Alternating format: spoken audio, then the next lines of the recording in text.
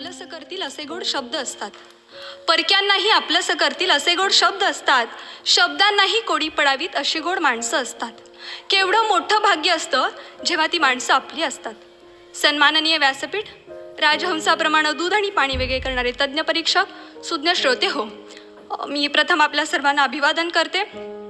आपण ज्या मातीत जन्माला आलो त्याच मातीत मुक्या जनावरांना पाणी पाजणारे संत नामदेव महाराज याच मातीतले, वृक्षवलींना सगळे सोयरे म्हणून रंजल्या गंजल्यांना आपलं म्हणणारे संत तुकाराम महाराज याच मातीतले, आणि सतत स्वच्छतेचे धडे देणारे संत गाडगेबाबा देखील याच मातीतले.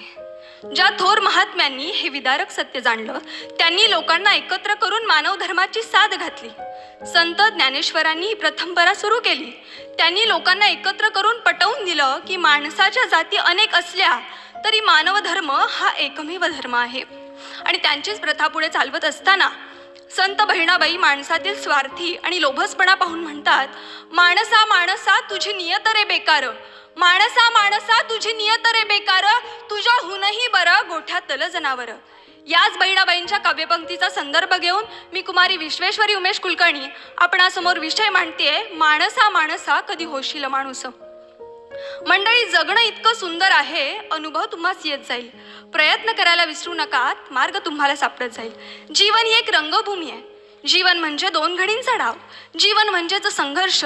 जीवनाच्या अशा कितीतरी व्याख्या थोर पुरुषांनी मांडल्यात. जीवन हा एक अनुभव प्रवाह आहे. प्रत्येक व्यक्तीचे जीवनाविषयीचे मत हे त्याच्या अनुभवांवर अवलंबून असते. जीवन म्हणजे ऊन सावलीचा खेळ असतो. यात सतत सुख किंवा सतत दुःख क्वचितच पाहायला मिळते. एवढ्याशा आयुष्यात खूप काही हवं असतं, एवढ्याशा आयुष्यात खूप काही हवं असतं, पण हवं असतं तेच मिळत नसतं. हवं असतं ते मिळालं तरी खूप काही कमी असतं, कारण चांदण्यांनी भरून सुद्धा आपलं आभाळ मात्र रिकामं असतं.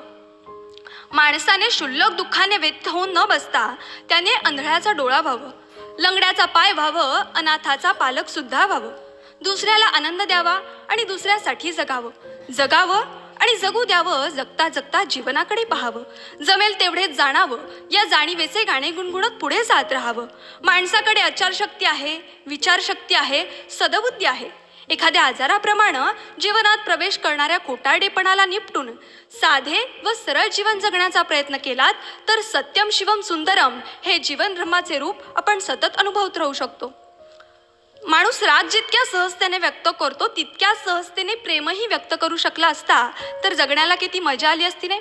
कारण माणसांच्या निम्म्या समस्या या व्यक्त केलेल्या रागामुळे आणि कधीच व्यक्त न केलेल्या प्रेमामुळे वाढतात. निर्णय चुकतात आयुष्यातले आणि आयुष्य चुकत जातं. प्रश्न कधी कधी कळत नाही आणि उत्तर मात्र चुकत जातं. सोडवताना वाटतं सुटत गेला गुंता, पण प्रत्येक वेळी वेगळीच गाठ बनत जाते. दाखवणाऱ्याला वाट माहीत नसते, चालणाऱ्याचं ध्येय मात्र हरपून जातं. वाटतात तितक्या सोप्या नसतात काही गोष्टी. अनुभव म्हणजे काय हे तेव्हाच कळतं. माणूस खऱ्या अर्थानं माणूस केव्हा बनू शकेल तर असे मित्र बनवा जे कधीच साथ सोडणार नाहीत, असे प्रेम करा ज्यात स्वार्थ असणार नाही, असे हृदय बनवा ज्याला तडा जाणार नाही, असे हास्य करा ज्यात रहस्य असणार नाही, असा स्पर्श करा ज्याने जखम होणार नाही, आणि असे लोक बनवा जे वेळेला तुमची सावली आणि वेळेला तुमचा आरसा बनून राहतील. कारण सावली कधी साथ सोडत नाही आणि आरसा कधी खोटं बोलत नाही. माणसाविषयी बोलताना व पु काळे म्हणतात की कोणी कसं दिसावं यापेक्षा कोणी कसं असावं याला जास्त महत्त्व आहे. हे शक्य नसेल तर कोणी कसं नसावं याला तरी नक्कीच महत्त्व आहे. स्वप्न पूर्ण झालं नाही म्हणून रडायचं नसतं, रंग उडाले म्हणून चित्र फाडायचं नसतं. फक्त लक्षात ठेवायचं असतं की सगळंच काही आपलं नसतं. कदाचित आपल्या दुःखात दुसऱ्याचं सुख असतं. हव्या असलेल्या सगळ्याच गोष्टी माणसाला मिळत नाहीत, पण नको असलेल्याच गोष्टी माणसाला का हव्या असतात याचं उत्तर सुरेश भटांनी अगदी छान सांगितलंय. आयुष्य छान आहे, थोडं लहान आहे, रडतोस काय वेढा लढण्यात छान आहे, काट्यातही फुलांची झुलती कमान आहे, उचलून घे हवं ते दुनिया दुकान आहे, आणि जगणं निरर्थक म्हणतो तो बेईमान आहे. पूर्वी विद्वान सर्वत्र पूज्यते असं म्हटलं जायचं, पण आज धनवान आणि सत्तावान सर्वत्र पूज्यते असं म्हणण्याची परिस्थिती निर्माण झाली आहे. कारण माणसाची ज्ञान लालसा आणि कष्ट करण्याची वृत्ती संपून केवळ धन लालसा आणि सत्तापिपासू वृत्ती निर्माण झाली, तेव्हाच माणसातलं माणूस पण खऱ्या अर्थानं संपायला सुरुवात झाली. एका ठिकाणी अब्राहम लिंकन म्हणतात की दुष्ट माणसांच्या दुष्ट कृत्यांची फळे ही नेहमी सज्जन माणसांनाच भोगावी लागतात, आणि आज आपण हेच अनुभवत आहोत. मनुष्य जन्म हा केवळ योग्य आणि योग्य कर्म करण्यासाठीच आहे असे सांगताना भगवान श्रीकृष्ण 5व्या अध्यायात 2ऱ्या, 3ऱ्या आणि 4थ्या श्लोकात म्हणतात, संन्यास कर्मयोगश्च निःश्रेयस करावभो तयोस्तु कर्म संन्यासात कर्मयोगो विशिष्यते ज्ञेयस्य नित्य संन्यासी यो न द्वेष्टी न कांक्षती निर्द्वंदो हि महाबाहो सुखम बंधात प्रमुच्यते सांख्ययोगो पृथक् बालाः प्रवदन्ति न पंडिताः एकमप्यास्थितक सम्यक उभयोर विंदते फलम.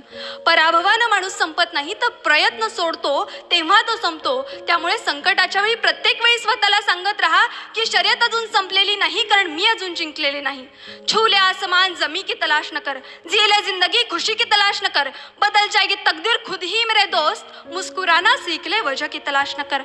मशहूर होना लेकिन मगरूर मत होना, छूले कदम कामयाबी के लेकिन अपनों से कभी दूर मत होना. जिंदगी में खूब मिल जाएगी दौलत और शोहरत, लेकिन अपने आखिर अपने होते हैं ये बात कभी भूल मत जाना. आपण माझ्या शब्दरूपी सुमनांची ओंजळ स्वीकारीत त्याबद्दल सर्वांना पुन्हा धन्यवाद देते. व्यासपीठाची रजा घेते.